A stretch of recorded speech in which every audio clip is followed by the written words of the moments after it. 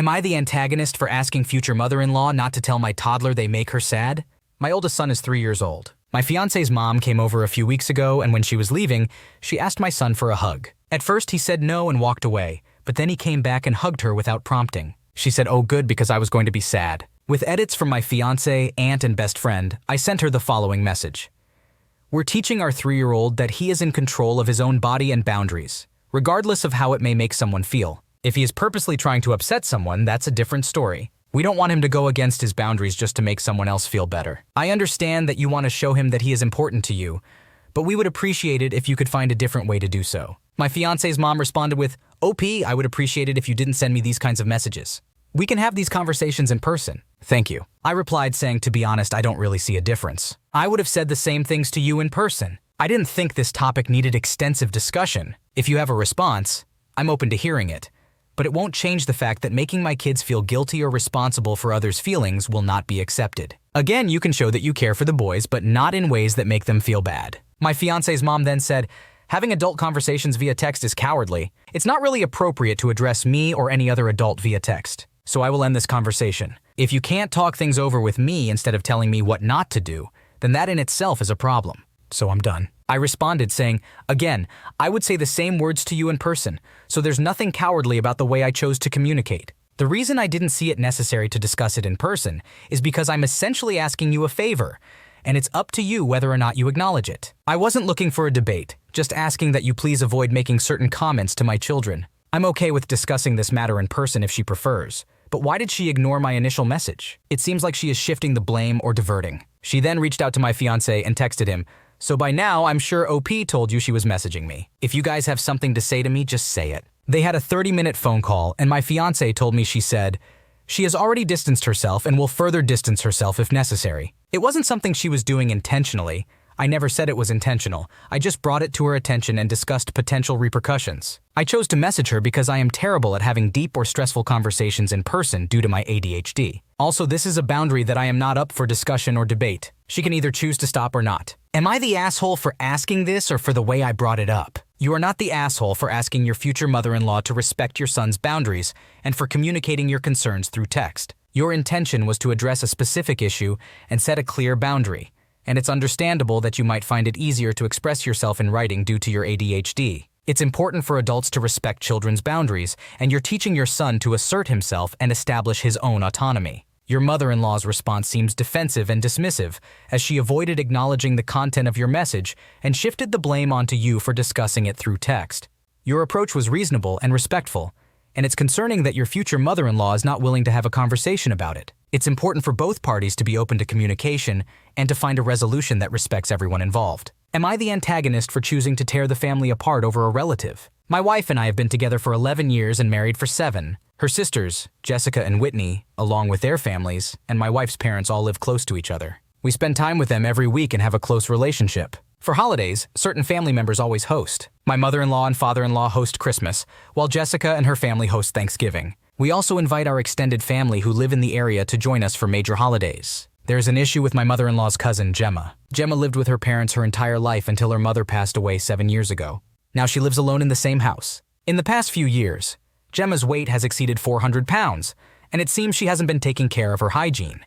However, her problems extend beyond these physical issues. She's become bitter and treats everyone poorly, especially my wife for unknown reasons. The biggest problem is the strong odor that surrounds Gemma. It is so overwhelming that it's hard to even eat when sitting near her. As a result, there is always a shuffle to avoid sitting close to her during holiday dinners. Even after she leaves, the smell lingers in the rooms and furniture for weeks. Last year, my wife and I decided we couldn't tolerate this anymore when my wife saw Gemma with our child and his fingers in her mouth. After Christmas, we told the immediate family that we wouldn't attend events with Gemma present. We didn't want to give any ultimatums, but we had reached our limit. Now this year, it seems everyone has conveniently forgotten our decision or thought we wouldn't follow through. This has caused a lot of tension in the family. My mother-in-law is furious with my wife, blaming herself for raising a daughter who would turn her back on family. I find this ironic because my mother-in-law refuses to talk to her cousin about hygiene and showering despite years of requests. The entire family talks about how gross Gemma is behind her back without doing anything to help her. Jessica and her husband are not speaking to us, but Whitney and her husband support our decision. My father-in-law understands but believes we are tearing the family apart over a few hours spent with Gemma. I thought we were being responsible by not attending,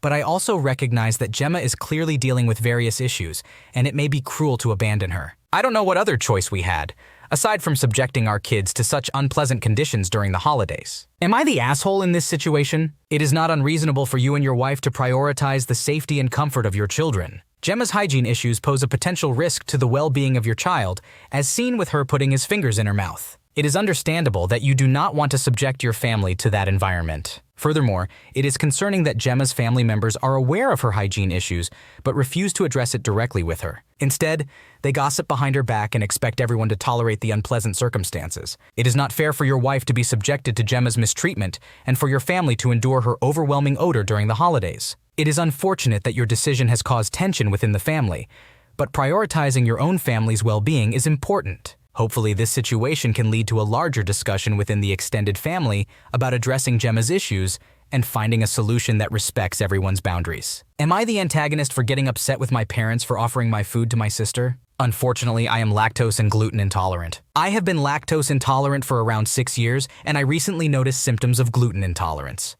Therefore, I've gone on a gluten and dairy-free diet. I have to admit I'm not very good at being strict about it, but I'm getting better. Tonight, I was making a little Smokies recipe that didn't have any gluten or dairy in it. My family, dad, mom, little sister Emma, 15 years old, and little brother, 10 years old, was having a beef broccoli casserole which has dairy in it. Emma is a picky eater, often based on mood, and she doesn't really like that casserole. I was in the kitchen making my own meal with the rest of my family when this all transpired. My mom asked Emma if she wanted the casserole, but Emma declined. She declined the plain beef as well as the offer for a salad. Then my mom asked if she wanted some of my food, and Emma said yes. I was immediately taken aback and asked my mom why she offered my food to Emma without asking me first. I reminded her that I bought the Smokies myself with my own money. She then scoffed at me and told me I was being ridiculous for not sharing with my sister. Here's the thing. I don't mind sharing my food with my family members. My problem was that my mother offered my food without asking me, and this isn't the first time she's done so. I tried to communicate this with her, but she wasn't receptive. At that point, my dad got involved and the situation turned into laughing and joking around. They made comments like, "Good thing we give you the food we buy, and good thing we give you food, huh?" I might be in the wrong here, but I told them that it's the job of a parent to provide for their children. I'm still living with them and currently going to college, so I promise I'm not a lazy child taking advantage of my parents. My dad then mocked me by repeating my stutter. Their comments upset me, so I asked them to please stop and explained that I was upset that my food was offered without my consent. That was the only issue I wanted to address. Eventually, it was just me and my mother again. She told me I was being very disrespectful for talking back to her and dad, and that I need to stop. She called me dramatic and claimed that I can't let things go. It's been a couple of days, but this incident has made me very upset, and I don't know if I'm in the wrong. I don't work much since I'm in college, and I also don't have a car, so I can't drive to work more often. Therefore, money is tight. It is completely understandable that you would be upset about your mom offering your food without asking you first. As someone with dietary restrictions, it is important to have control over what you eat and to be able to make choices that align with your needs. Your mom disregarding your boundaries and dismissing your concerns is disrespectful. It's also significant that this isn't the first time she has done this, and it seems to be a pattern of behavior. Your parents mocking you and belittling your feelings only exacerbates the issue. It is important for parents to provide for their children, but it is also important for parents to respect their children's boundaries and feelings. The fact that you pay rent and contribute to household chores further demonstrates that you are not just freeloading off your parents. Am I the antagonist for not flying my daughter home? My teenage daughter plays on a select sports team. The team usually stays local, within a tri-state area, but this year they are also playing tournaments in Las Vegas. We live on the West Coast. One of the Vegas tournaments is over President's Day weekend. They will travel on Friday and play on Saturday, Sunday, and Monday, returning home on Monday night or Tuesday morning. There is no school on Friday, Monday, or Tuesday. On this team, parents are responsible for travel costs, which are not included in the tuition. Now, the issue is that I share custody of my daughter with her dad, my ex-husband. We have a week-on, week-off arrangement with transitions on Sundays. We also alternate holidays. For this tournament, I have her on Friday and Saturday, and she's supposed to go to her dad on Sunday. He has the holiday this year. He does not contribute to the sport's costs, but has allowed her to participate for the past 2 years. Sometimes the tournaments fall on a split weekend, and we have always agreed that she will go to whichever house she is switching to after the tournament ends on Sunday. For reference, the tuition for the season is $2,695, which does not cover flights, hotels, or team dinners. He is aware of her tournament schedule as we both receive emails from the organization. I booked our flights for the Vegas tournament. We are flying on Thursday night, so we have some free time before the games begin. We are returning late on Monday night to allow for the possibility of playing in the last game, which is at 5 p.m. on Monday. I emailed him the flight details and mentioned that since she is contractually obligated to play over part of his holiday weekend, I am willing to extend his time the following week or offer him another holiday if he prefers. He responded saying that he doesn't care when I come home, but our daughter needs to be on a plane on Saturday afternoon so she can spend her week and have the holiday with him. I reminded him that according to her contract, she cannot miss a tournament,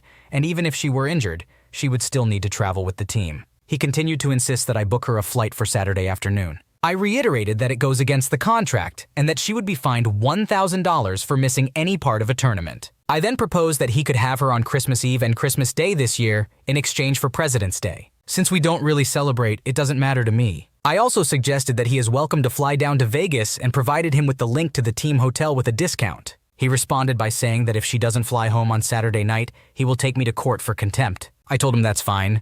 She will be staying with her team and will return home late on Monday night. So am I the one in the wrong here? You have made reasonable accommodations by offering to extend his time the week after or giving him another holiday to spend with your daughter. The fact that he does not contribute to the costs of her sports activities and is unaware of the terms of her contract suggests that he may not fully understand the commitment and obligations involved. You have also offered him the option to fly down to Vegas and provided him with information about the team hotel. By refusing to compromise and threatening to take you to court for contempt, he is not considering your daughter's best interests or the importance of her commitment to her team. Ultimately, it would be best for your daughter's athletic development and team spirit for her to fulfill her obligations and stay with her team for the duration of the tournament. Am I the antagonist for not noticing that my neighbor's son is autistic? In August, I moved to a new place and my new neighbors have been kind and welcoming. They are a typical family with a mother, father, and 2 kids. An 8-year-old daughter and a 10-year-old son. I have mostly interacted with them over the back fence, but the parents have also brought their kids over to play with my dog a few times. Whenever the kids play with my dog, they behave like regular kids, running around, chasing each other, and playing with the ball. They tire each other out, and my dog has always been patient and good with them. He lets them pull his ears or tail, climb on him, and doesn't knock them over, despite being a big German shepherd. Last weekend, the mother came over with her kids to play with my dog and mentioned that my dog would make a good therapy dog. I asked her what made her say that, and she explained that it was because of how he interacts with her oldest son. I must have looked confused, so she clarified by asking if I knew that her son was autistic. I told her that I had no idea and she seemed defensive. She mentioned that her son is nonverbal and couldn't believe that I hadn't noticed. She called her kids to leave and went home. It was getting dark, so I didn't think much of the interaction and dismissed it as a strange encounter. Yesterday, when I returned from work, I saw the father in his yard and asked if they wanted to bring the kids over during the weekend. He declined, citing the incident from last weekend. I asked him why, and he explained that his wife was still upset that I hadn't realized their son is autistic. I asked him to apologize to her and if he was also angry about it. He said he wasn't upset and that he believes his wife is sensitive because their son's autism is a significant part of their lives. He mentioned that she couldn't understand how someone could fail to recognize it, even without experience with autistic children. Feeling remorseful for not noticing this important aspect of her life, I bought a small gift basket and a card with an apology, which I left on their front porch since they weren't home. I now feel bad because she was very nice, and we were starting to become friends before this incident. Am I the asshole for not realizing their son's autism? It seems like you genuinely had no idea that their son is autistic, and you treated him and the other kids with kindness and respect. It's understandable that the mother might be sensitive about her son's autism being recognized, but it's not fair for her to expect you to automatically know. Your offer to apologize and the small gifts show that you care and want to make amends.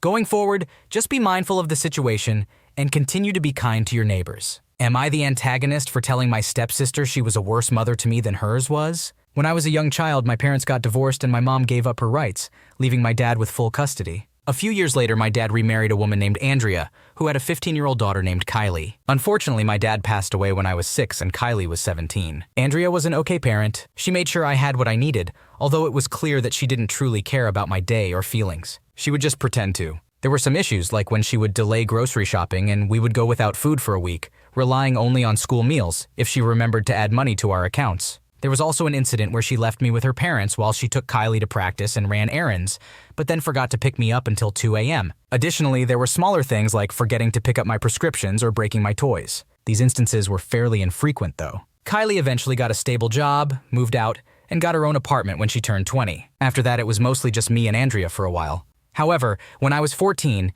Andrea passed away and Kylie became my legal guardian. Life with Kylie was a disaster. The first few months were fine, but after that, she would constantly make snide and passive-aggressive comments about my work ethic and appearance. She would lock away all the food in the house and I had to ask for permission to eat, which she sometimes denied. If my grades were unsatisfactory, she would sell my belongings. She would also perform random inspections where she would completely destroy my room and go through my phone to make sure I wasn't hiding anything. Furthermore, she would regularly leave me alone with men she had only been dating for a short time. It was a constant struggle. Over a month ago, I had my daughter Jocelyn. It's been challenging so far, dealing with the anxieties of being a first-time mom and recovering from my C-section. 2 days ago, my husband took Joe to visit his parents, and I mentioned to Kylie that Joe was getting fussy during feedings. I wanted to talk to her pediatrician to see if there was something serious going on. Kylie started giving me advice, but I politely declined and said I would stick to my original plan. She asked why, and I tried to brush it off by saying I wanted a professional opinion. However, she kept pushing, claiming that most pediatricians don't have kids of their own and can't be trusted to understand a child's health like a good mother would. I tried to shut down the conversation, but she persisted. Finally, I told her that she was far from being a good mother herself. She argued that she was doing her best and that it hurt to hear what I thought of her. Then she left. Since then, she has been making brief comments about it. Your feelings towards Kylie are completely valid and understandable given the experiences you've had with her as your legal guardian. It's clear that Kylie has not been a supportive and caring figure in your life, and her comments about your parenting abilities are uncalled for. It seems like Kylie is trying to deflect from her own shortcomings as a guardian by comparing herself to your mother, Andrea. However, that does not excuse her behavior towards you throughout the years. It's important for you to prioritize the well-being of your daughter and seek professional advice when it comes to her health. You have every right to express your frustration and disappointment with Kylie's parenting, as it reflects the neglect and mistreatment you endured under her care. It's important for her to understand the impact of her actions on you and to take responsibility for her behavior. Overall, it's crucial for you to prioritize your own well-being and the well-being of your daughter. Surround yourself with supportive and caring people who will provide you with the guidance and support you need as a first-time mother. Thanks for watching. When you subscribe, make sure to hit the bell to turn on notifications so you never miss a video. To finish listening to all the stories, check out the playlist in the description.